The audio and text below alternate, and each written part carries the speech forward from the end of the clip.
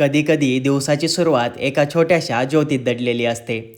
ती पेटते आणि मनातलं अंधारही हळूहळू उजळत जातं. या पाण्यात काहीच नसतं, पण तरीही जीवनासारखंच गरम झालं की त्याची ओळख बदलते. चहा पावडरचे हे काळे कण जणू आठवणींप्रमाणे एक एक करून उकळायला लागतात. थोडंसं आलं, थोडीशी तिखटपणाची सत्यता, जी आयुष्य शिकवतं की चव फक्त गोडीत नसते. दुधाचा हा पांढरा शांतपणा सगळा गोंधळ शांत करतो. जसे काही लोक ज्यांच्या येण्यानेच मन निवांत होतं. आणि साखर कधी हातातून जास्त पडते, कधी कमी पडते, पण जेवणाला आणि चहाला दोघांनाही गोडी लागतेच.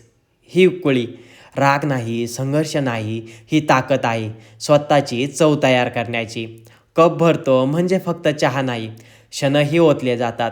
गरम, वाफळते, सुंदर आणि मग शेवटचा घोट, ज्यात शांतता असते, थोडं समाधान असतं आणि स्वतःशी गप्पा मारायला एक छोटासा विराम. हा चहा फक्त पेय नाही, हा दिवसाचा पहिला श्वास आहे.